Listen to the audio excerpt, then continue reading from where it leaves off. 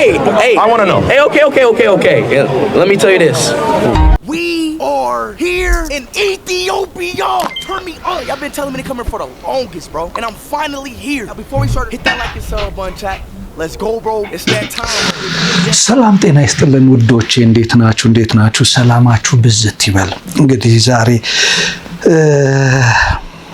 ትላንት አንድ ጉዳይ ነበር።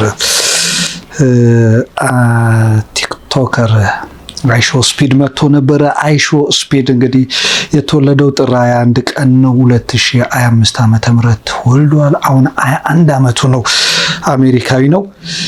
በብዙ ቲክቶክ እና በዩቲዩብ ላይ በደንብ እናውቀዋለን። አፍሪካን እየጎበኘ ነበረ። ኬንያ ሄዷል። ከዛ በኋላ እንደገና ደግሞ ትላንትና አዲስ አበባ ገብቶ ነበረ። አዲስ አበባን እንግዲህ ያው ሲፈነጭባት ነበረ ማለት ይቻላል። አዲስ አበባ ላይ መጥቶ ግን ምን ተደረገ? ምን አይነት ነገር አሳየ? ከዛ በኋላ እንዴት ሄደ የሚለውን ነገር ትንሽ የተወሰነ ነገር እኔም ቅር ያለኝን አድማጭ ተመልካቾችም እንደገና ደግሞ በተለያዩ ሶሻል ሚዲያ ላይ ያነሱትን ነገር ወደ እናንተ ለማለት ነው አሁን የመጣሁት። እስኪ እኔ አግባብ ነው ወይስ አይደለም? ያው እናንተ ራሳችሁ ትመሰክሩታላችሁ። አሁን የኛ መጀመሪያ ላይ እንደውም ቀን ላይ ይናፈስ የነበረው የኢትዮጵያ የገበያ ሁኔታ ነው።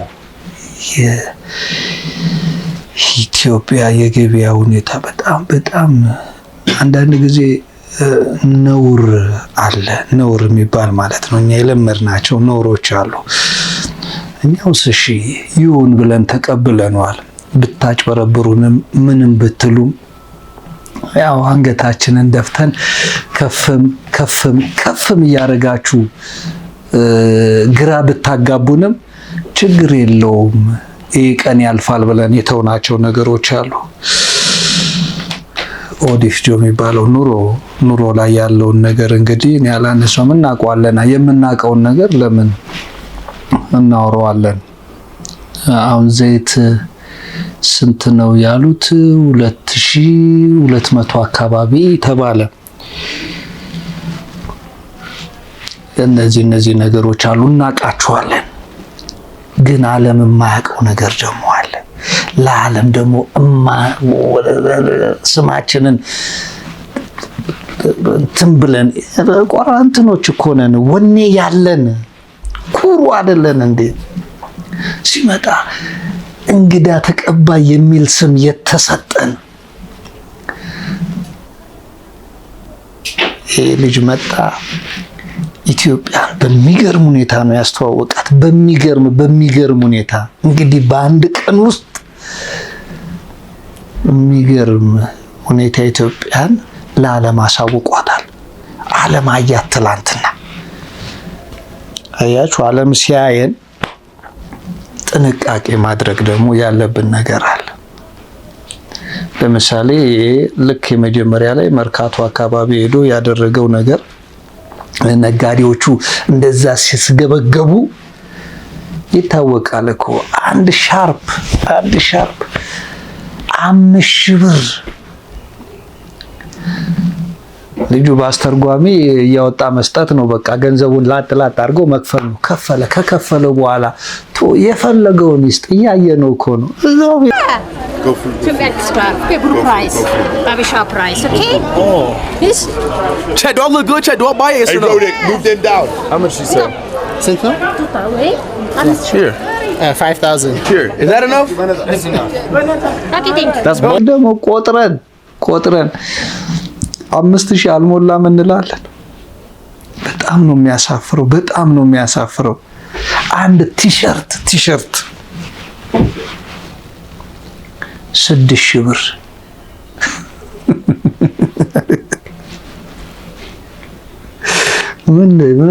ምንድነን ግን?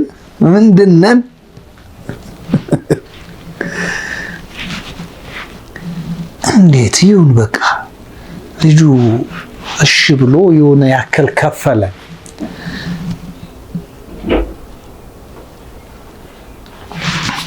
ስለሚታይ ነው እና በጣም ፊል ያስደረገን ነገር አንዱ እሱ ነው። እሱ ፊል ያስደርጋል። ሌላው ግብአቶቹ ምናምን በጣም ቆንጆ ናቸው። ኢትዮጵያን ለቱሪስት ግብአት በአንድ ቀን እንደዚህ ፕሮሞሽን መስራት ማለት በጣም ከባድ ነው። ያየን የነበረው 48 ሚሊየን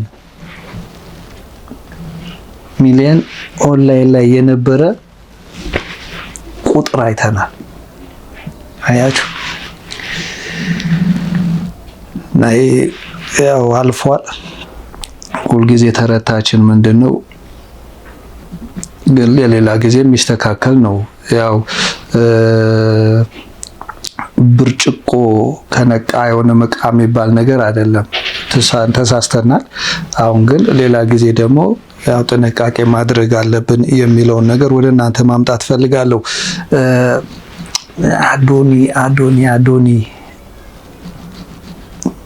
ያስፈልገናል። እንደዚህ አይነት 3-4 ሰዎች ቢኖሩን ብዙ የማይሳሳቱ ነገሮችን መስራት እንችል ነበር። ብዙ 3-4 አሁን እሱ መቶ አንዳንድ ጊዜ ተዋረድን የምንባልባቸው ነገሮች ላይ መስተካከል ይቻል ነበረ ብዬ አስባለሁ። ያው ላንጉቹም አለ በጣም ጎበዝ ነው። ስለዚህ በማብራራት ደረጃ አንድ ኢትዮጵያዊ አይሾ ስፒድን የሚመስል ልጅ ነበረ። ያው ማስታወቂያው ሲሰራ የነበረው ልክ ሲመጣና ወንድም ነው ተብሎ ደግሞ ሲቀርብ የነበረውን አዶኒ ያሳየውን ነገር አይታችኋል። ያው ልጁ ብዙም እንግሊዘኛም ጎበዝ አይደለም። ስለዚህ ያው የሀገሪቷ ችግር ነው እንግሊዘኛ። ስለዚህ ብዙም ስላልነበረ ግን አዶኒ ሳፖርት አደረገው። በቃ የዛን ሰዓት በቃ የሆነ ነገር ደስ የሚል ነገር አይተናል ማለት ነው። እንደዚህ 2-3 ሰው እንግሊዘኛውን አቀላጥፎ የሚናገሩ እንደዚህ አይነት ነገር ሲመጣ ምን አለ የቋንቋ ላይ በጣም ቤስት የሆናችሁ ሰዎች ለሀገር ግንባታ ከዛ መጥተው እንዲጎበኙንም ለማድረግ እኮ መምጣትና ማውራት ማስተካከል ትችሉ ነበር ብዬ አስባለሁ። አዶኒስ በጣም ምርጥ ነገር ነው የሰራው። ሌላው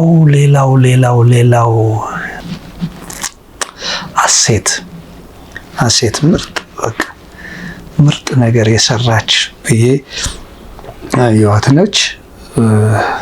አብራው ሁሉ ራት በልታለች።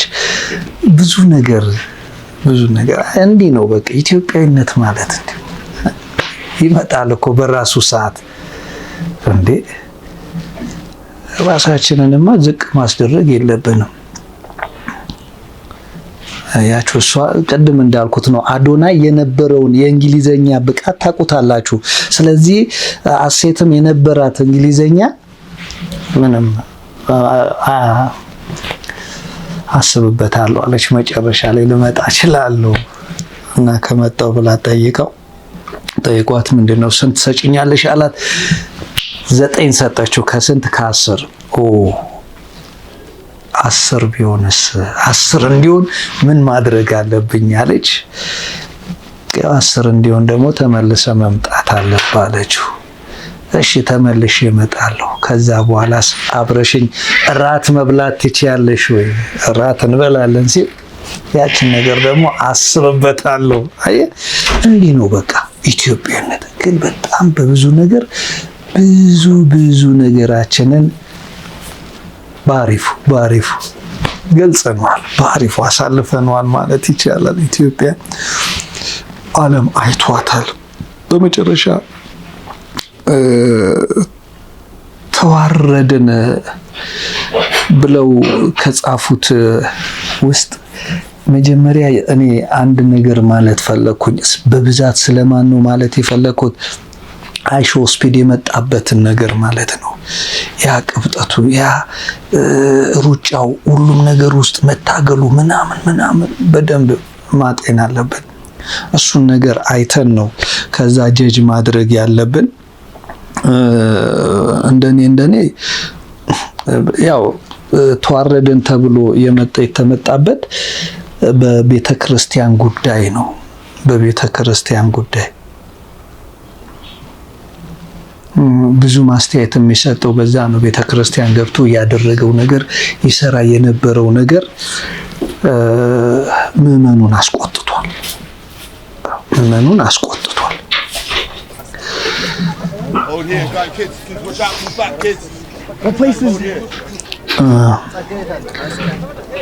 ያ ነገር እንዳለው ነው። ግን ፖዚቲቭም ነገር አለው ብዬ ደግሞ ነው ያስባለሁ።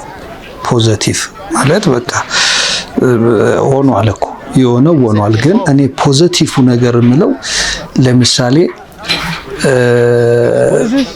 ቤተ ክርስቲያን ጫማ ተወልቆ እንደሚገባ አሳይተውታል። ስለዚህ እሱን ጫማ አውልቆ ገብቶ እንደገና ደግሞ ወንጌል ክርስቲያኖች እንደሚሳለሙ አስተምረውናል። መስቀል ምዕመኑ እንደሚሳለምና እንደሚስመው ለዓለም አሳይተናል። እነዚህ ፖዚቲቭ ነገሮች ናቸው።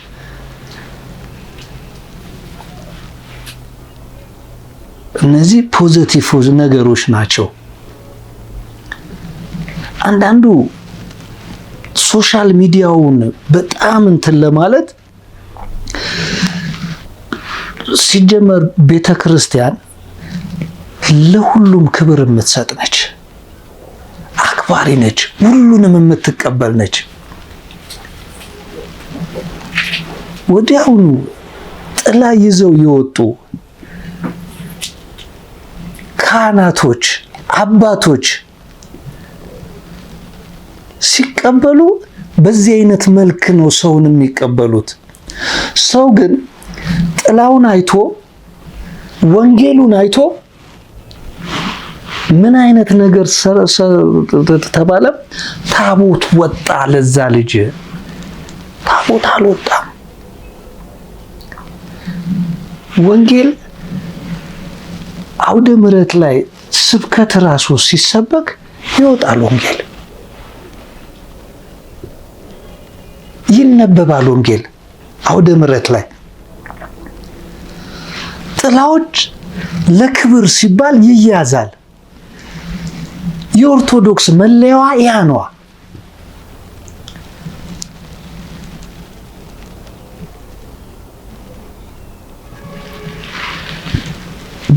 ለዓለም የታወቀውንም ነገር በደንብ በትክክል መገንዘብ አለብን።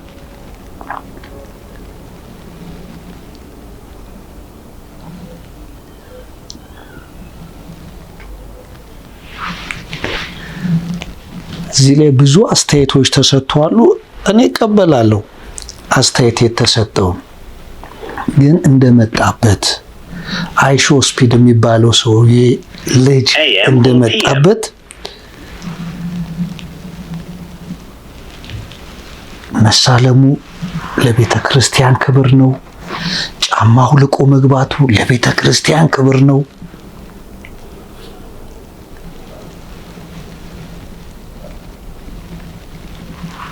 ሌላው መጀመሪያ እንዳልኩት እንደ አዶናይ እንደ ሐሴት እንግሊዘኛ በጣም የሚያውቁ በጣም ጎበዝ የሆኑ ማስረዳት የሚችሉ ሰዎች ቢኖሩን ብዙ ነገሩን ሊያስተካክል ይችል ነበር። ብዙ ነገሩን ገጽታዋ ግን በኃይለኛው በአሪፉ ለዓለም ተንጸባርቋል። ከተረዳችሁኝ እንግዲህ ይህንን ብያለሁ ውዶቼ። ሁሌ እንደምለው ለሀገራችን ሰላም፣ ፍቅርን እግዚአብሔር አምላክ ያድላት ማለት ወደድኩኝ። ይመቻችሁ።